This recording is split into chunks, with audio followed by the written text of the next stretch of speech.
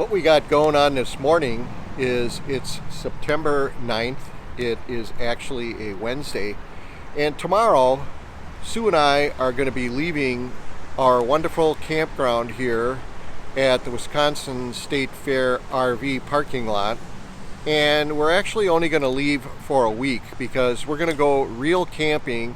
We're going on a camping training trip on how to learn to be real campers with our friends Brian and Linda, who actually were the stars in a campground hosting video that we did a few weeks ago. Let me show you a few things that we've got to take care of the day before we travel so that tomorrow morning we don't have a rushing around and get out of here at 3 o'clock in the afternoon type of deal.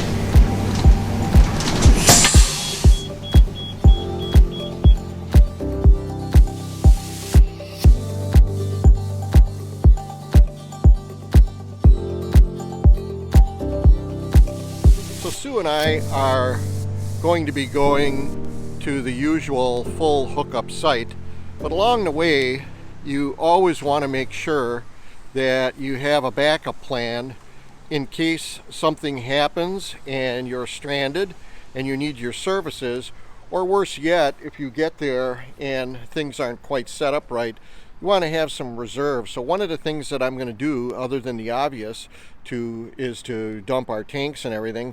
But because I know I'm in Milwaukee and I have really good water, I'm going to fill with this valve right here, the one that looks like the hands of a clock pointing to 3 o'clock. I'm going to fill the water. I usually fill maybe about 33% when I'm going to move one day, and I want to make sure I have water and everything for flushing the toilets. But because we're going to the Lake Delton area in kind of semi-central Wisconsin, we're not quite sure what the water quality is going to be like. So I'm going to probably push it and maybe put about 60% in there so that we can not only use our tank on the way up, but we can use our tank on the way back and not have to accept any of their water up there. We will, of course, use it for the week we're there, but not have it sitting in our tank. So that's mission number 1 today.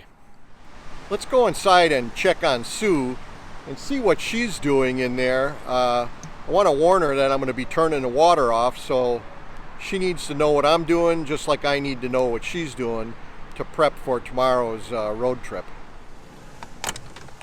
So what the heck is going on in here, Sue? OJiM, my monocle, please. Okay, folks, forgive us for being sloppy here, but what we just did actually is Sue went to the store and provisioned up, and because we've got water right now, she's doing a lot of chopping and things in the kitchen here that would maybe be a little bit more water intensive than normal. We're going to be prepared campers, having food ready so we can have more time of enjoyment and relaxation. Well, what about cooking by the fire and hot dogs and all that kind of stuff? I bought you hot dogs. Okay. I bought you hot dogs. We're good. All right, but weren't they pre-made ones at Super America gas station? Oh my God. No? All right, so one of the things that we do, you'll notice right here, I had mentioned that we have really good water in Milwaukee, and we're filling the water jug, our Brita water, and we're filling it after it's been filtered with all my filters and my refrigerator filter. The final filter is the Brita, and then we put it in these jugs. And what we typically do is we will store and travel with maybe 6 or 8 of these jugs, depending upon how far we're going. Right now I've only got 2 of them filled here, because I'm going to talk about my tire pressure monitor and what I do in the morning. Before I go, I use my tire pressure monitor here, and I actually record the pressures, and I'll show you how I take care of that. It's a rainy, dreary day here, and one of the things about part-time RVing or weekend RVing versus full-time RVing is when you're looking at a weekend that possibly is not going to have great weather, I'm sure that it gets a little depressing sometimes because there's a fair amount of work involved in packing up all of your gear down below here and your bikes, and folding up the rig and making sure, you know, your tow bar and everything is in place, and dragging along your vehicle if you're going somewhere. But that's just part of the thing about involving yourself in the adventure. We actually looked ahead at the weather, and although our travel day tomorrow might be a little dreary, it looks like the rest of the week is maybe going to have a few challenges in it, but for the most part will be a great time just to get out. One of the things is, if the weather was a little colder here, you always have to watch out that if there was going to be snow predicted, we might put this slide in a day early to eliminate any problems with getting snow on the slide.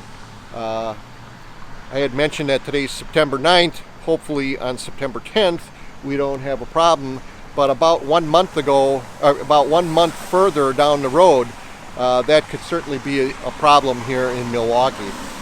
It was about 1 year ago in this very campground, if you want to call the State Fair RV Park a campground, but it was in this very campground that way in the back where the trees are, there was a picnic table, and I diligently worked on making a gadget to carry our bicycles. But you'll see shortly that I've abandoned that sled after a year. I'm sorry to report, but I have to be honest with everybody. Let me show you what I came with to carry our bicycles, which has turned out to be a lot better.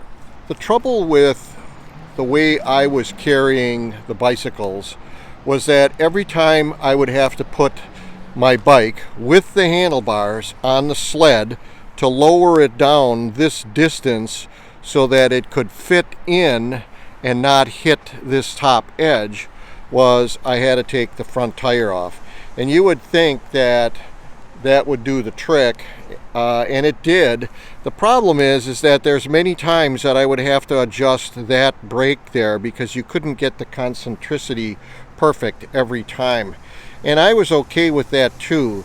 But what I was finding was that the joint that I was taking apart on my handlebars, in addition to loosening the front wheel, is I had to take this joint, these two bolts, and I had to take my handlebars and flop them down. So my handlebars were left on, they were flopped down. I would go on the board with the an axle attachment arrangement with the front tire off, and we would slide these babies in. Well, what I discovered is that this connection here is a lot better to take apart. It's a lot sturdier. It's a friction joint. The bolt on it is a nice strong diameter. So what we do is we take that off, we pull the handlebars up and flop them down into a bag, which conveniently goes right around where the joint came out, protects everything from flopping around and scratching any paint. Just to be a little extra sure, we went to the dollar store and got these foam pads, and then that way, by flopping the handlebars inboard, it keeps this edge down here away from the minivan doors. So this has been a lot easier. It's a two-man job because these bikes are 65 pounds, even heavier with the bags, but I'm married to a really strong wife, so it's no problem for me. Okay, I've talked about this in the past. I'll try to be quick here so I don't be too repetitive. One of the things I do when we're ready to travel, we're going to be traveling tomorrow morning, and the last thing I want to be doing is fooling around putting air in the tires. We're fortunate, I guess, that it is in fact overcast. The temperature is the same on the left side of the rig as it is on the right side. It gets a little dicey if you wait too long in the day to fill your tires, because one side will have the sun cast on the tires and the other side won't, and it gets a little tough to fix. So on my front axle and my drive axle, my tag axle, and my Honda, the front axle and the rear axle, I write down what the temperature and pressures are. Let's look at this one. This one here actually was from about a month ago when we moved, and I didn't intentionally save it. It just happened to be hanging around still. And you'll see I do the same thing. The front, the drive, the rear, and the Honda is back here. Here's my little Honda. And what this sheet told me when I was doing it, probably too late in the day, it was about 75 degrees outside, and you can see that this side of the vehicle, on the front axle, I had 121 psi and it was 66 degrees, 122 psi in my left front tire and it was 72 degrees. And you can see that this side of the vehicle was warmer than this side. Nonetheless, from experience, I could see that by virtue of this 6-degree difference here, it was very expected that this tire should be 1 psi more than the front. And I would never worry about these tire pressures being as different as maybe 2 or 3 psi, as long as they didn't drop below a particular bogey number that I have. My bogey, as it turns out, is I need 120 psi to be able to support the weight. I've had my coach weighed many times. I know what the weight is on the highest loaded tire, and I will never travel starting out below that number. What I in fact always shoot for is 125, so I have some safety factor, and the maximum on my front tires is 130 cold pressure setting. So what this sheet told me in the morning was, Mark, you're above 120, you're pretty close here, it's a cold day. This was my drive axle, and you can see that I was 3 pounds higher on this side than on this side. You certainly wouldn't want 3 pounds between your dual tires, because then they would be fighting each other. But the duals on the right side of the vehicle were within a pound, and they were colder than the duals that were within 2 pounds and were on the left side. So I was okay with that. The bogey really for this side is in the neighborhood of 85 psi. I run 100s back here just for the fun of it, in case one of these tires takes a dump. The tire is ready to pick up the slack. My tags are the same way. My bogey is about 85 psi, but I try to run 100 back here, and you can see I was fine here. My Honda, this was getting a little dicey here, but because I could see that these temperatures were 72 and it was 75 degrees that particular day, that this 31 degrees or 31 psi here very quickly would raise. My bogey that I shoot for back here is 33 psi, and if I drop below 30, my alarm goes off. So if I would have started out and my alarm would have went off, we probably would have just defeated it, and within a few miles it came back up. It's not good practice to count on warming your tires up by driving away when you know that they're underneath their minimum recommended pressure. So on this particular day, I did not do anything with my tires. We took off and we were good. This morning when I woke up, I did the same thing. My Easy tire pressure monitor, it scrolls between, it'll read out this reading, then this one, then here, here, here, here, and it's slow enough and in a predicted order with a little picture that I can write these down. And I write them down so that I can kind of get a snapshot and a good picture of what I'm doing. So you can see here that the left and the right side of my vehicle is 54 degrees, and pretty much all of my sensors are in the 54 degrees mark. So I don't have any bias being put in by the sun being on one side of the vehicle and the other. My bogey's 120. You can see that I have to go out here and put air in my front tires. When I do that, if you were to go to our Amazon page here, in the recommended tire safety section, the gadget that I'm going to be using is pretty much what most RVers are using. It's the Vi Air 450P silver automatic compressor kit. I in fact might not have this exact model because mine is already 3 years old. This thing is an absolute must for anybody that's RVing. You have to be ready and Johnny on the spot to put air in your tires when you need it. You can't be fooling around finding it, and the worst thing is that hardly anybody's going to have the pressure you need. I need to be able to put 125 psi on, and you're never going to find that at a gas station, maybe a truck stop. But I want you to show this tab here, Sue. I wasn't able to add this to our Amazon page. I don't know why, if this is that new of a product, but you can see I just purchased it in July. This particular gauge here is a digital gauge, and the gauge that comes with this product here is an analog gauge.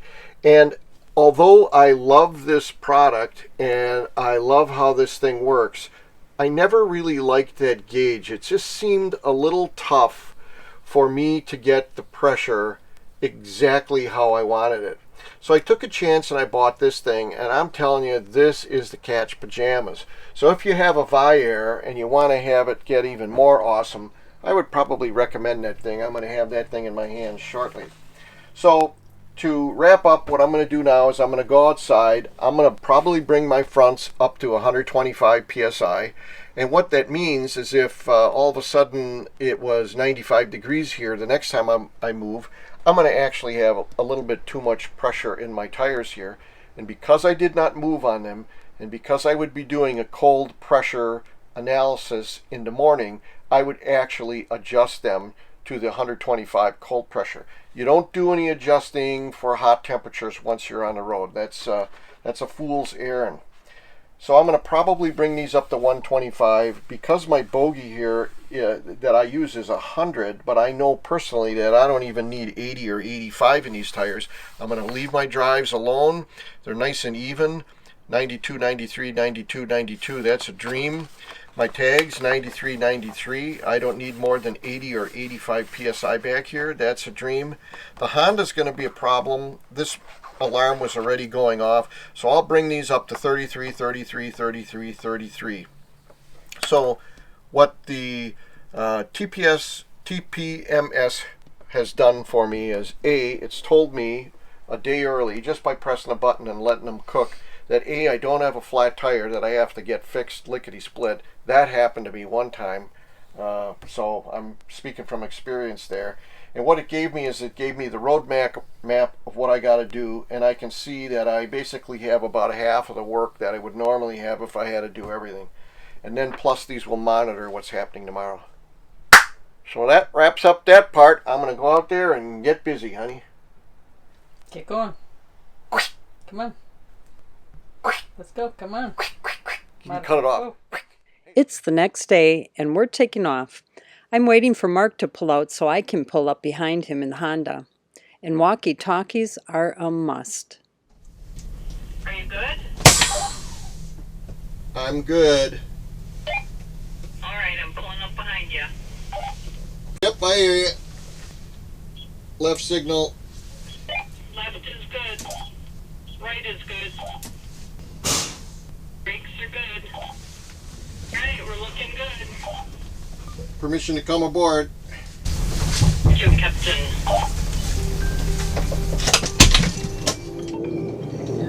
11:31. We got up about 8:30, I thought, ish. So 3 hours, and we literally had everything done, really. It's called luxuriously taking your time, eating breakfast. Yep. It's not like we had a fire drill to go to.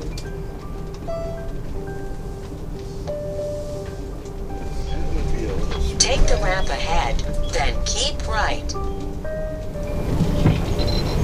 Favorite, driving in the rain. Oh my gosh. Second favorite, driving in the fog.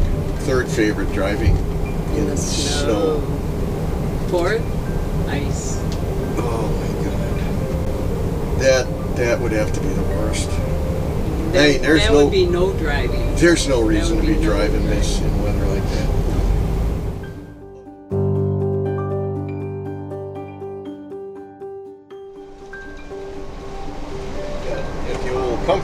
drive dialed in.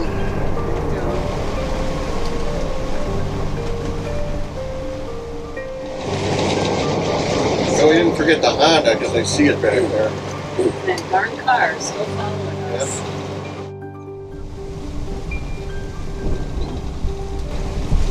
Yeah, good day to go camping, honey. Linda just said, where are you now? Linda did? Yeah. Alright, so let me just see. Near exit 287. It's even 10 of the day after, but 100% better. Let's just...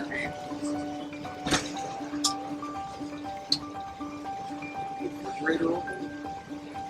Oh wait, yeah, I wonder if it's, let's watch the tire pressure. Tire pressure gauge is okay. That's all I care about. So,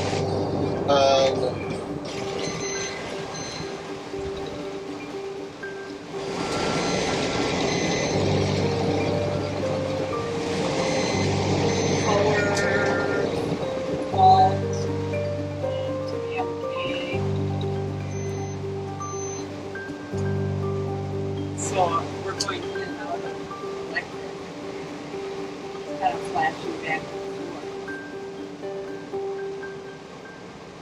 Fault light is flashing at the fault. Okay. So at this point, we thought we overloaded the inverter because we left our big printer on plus a few other things we usually turn off. What was that?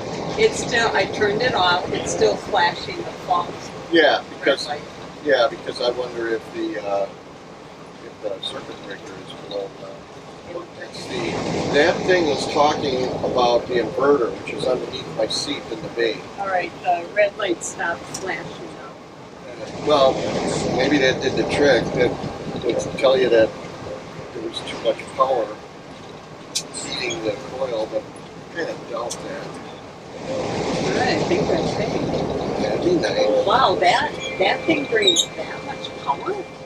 Well, you know, when something's got a heating element, it's like 10 amps, and we only have 23 to play with.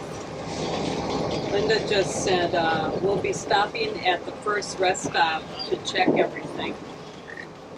Tell them we'll do the same. So, if I send you in that bay, you remember what button to press, right? Yeah, it was pretty obvious. Good. Good answer, Annie. Yeah. We'll do that first. So we experienced this once before, and after some research, we found that we blew the inverter circuit breaker, which is on the side of the Magnum inverter, which is mounted up on the ceiling of one of the basement bays.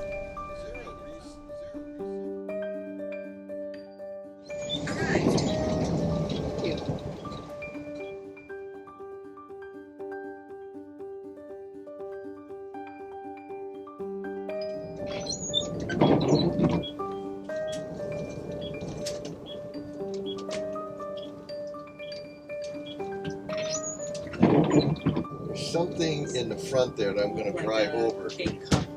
You get it? Yeah.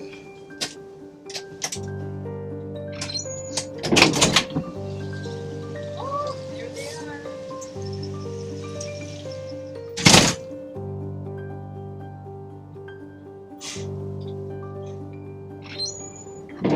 So you want to go in the... You can go do that. I'm going to look at the buttons and stuff in here. Okay, tell me which bay I'm looking at. It's the first one is the battery bay. The second one where the poop hoses are. It's above where the poop hoses tub is.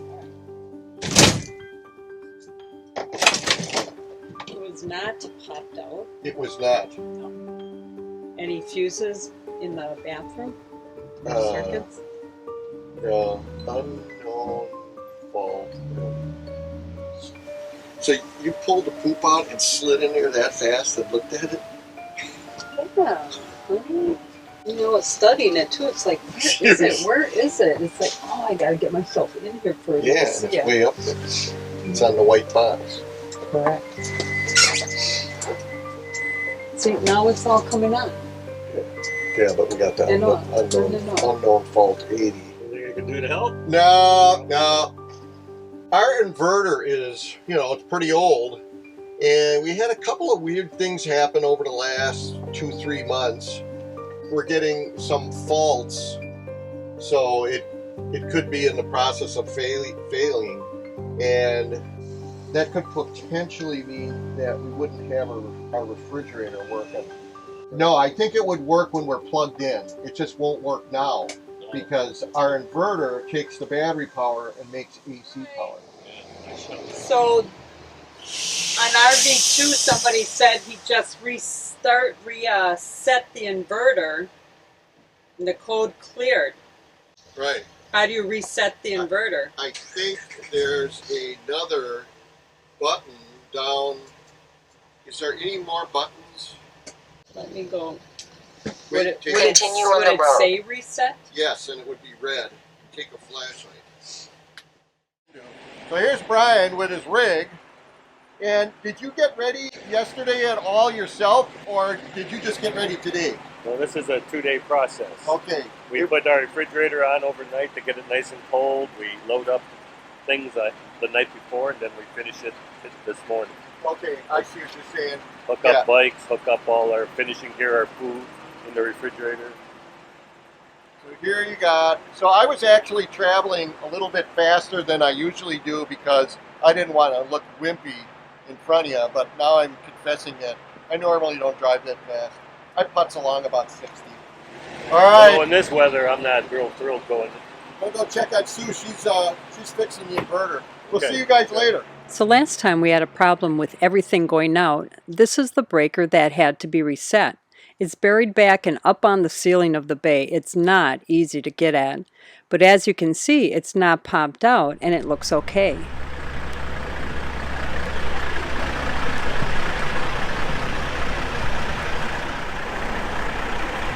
You see any resets, honey? I can't get in far enough. This suitcase will not come out. It Oh. probably has to go to the other side. Yeah, okay, come on out. We did manage to get the luggage out of the way, but we were not able to find the reset button. Sue's given me more credit than I actually deserve. What we ultimately ended up doing is I literally just turned the inverter off, even though lights were lighting up and things were cycling and going on. I turned it off and just left it off because I didn't have time to deal with it. But when we finally got situated and we turned it back on, everything worked. So we're thinking that eventually it was a soft restart or a soft reboot of the electronics. We're not sure if the hard restart that is shown in the Magnum instructions, where you have to take the battery cable off to restart everything, we're not sure if this battery disconnect button here would end up doing the same thing. If anybody knows for certain that using this to do a hard reset of our Magnum inverter, we would appreciate knowing that. But as of this point, it's still kind of a mystery. I've got lots of fingers crossed when we finally start traveling again that everything is going to work. And look at, I even including my eyes, honey. Oh my God. Okay, here we go. We got them all. So we're back on the road again.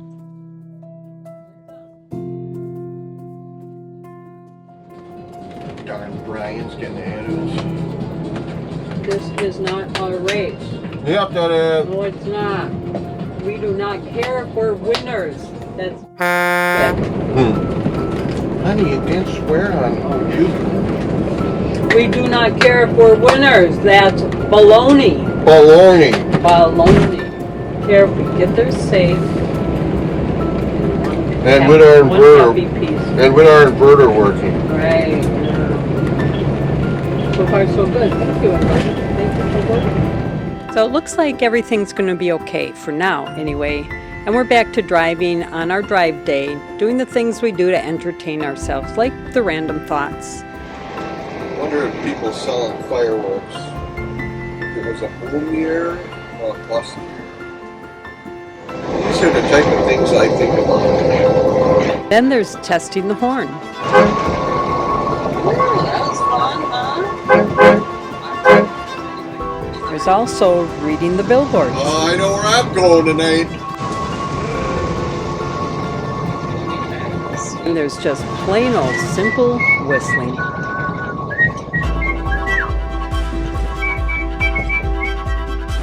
right, back to the music.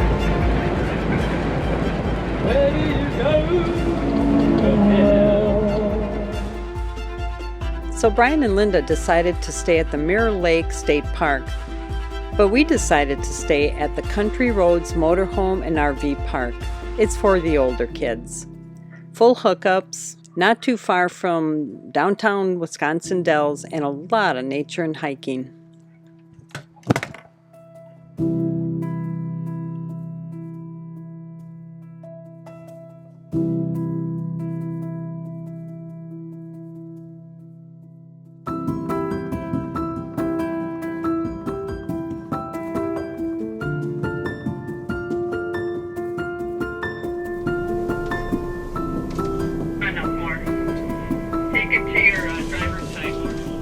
So here we are, real camping, sort of, on September 10th, 2020, and we've packed up when it was raining yesterday, sort of, and it was raining today, and we drove while it was raining.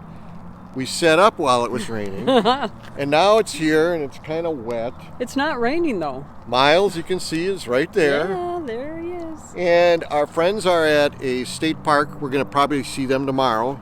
We just talked to them and we're all excited. We're like, hey, Brian, we're ready to come over and have a campfire that you make for us. And he was pretty beaten down. So apparently, because it's a state park and it's a lot of trees and, they don't have a lot of concrete and asphalt like, we're going to be walking on in a couple of minutes when we do our walk here. I'm thinking it might be a little bit more water impacted Well, than it what sounds we like have. a lot of puddles, a lot of mud puddles there. Yeah, so what do we got going on here, honey? These are like circles. Yeah, it's kind of interesting. Mark cannot get lost in this park. Right over here we've got the it's the office and store beyond. We're on the side, obviously, not the garbage. But that's the centerpiece. And if you look around, it goes back in layers. It's just circles all the way around the store. Yeah, so this is in the Lake Delton area. We're right outside of the Dells, which in Wisconsin is kind of a really touristy, fun, exciting place for families, A lot especially of water with parks kids. and outdoor things, a lot of trails, a lot of touristy things. Yeah, you missed the most important thing they have. Go-kart tracks. What? We love them. Mark loves them. We love go-kart tracks. Mark loves them. Yeah.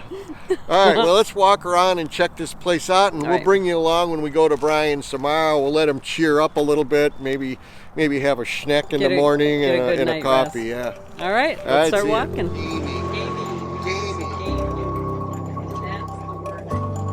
But I'd have to get that kind of tie that looks like a bow tie. Then I have to keep it the shovel, and then put grease in my hair, put a front swirl on, look kind of wild and crazy.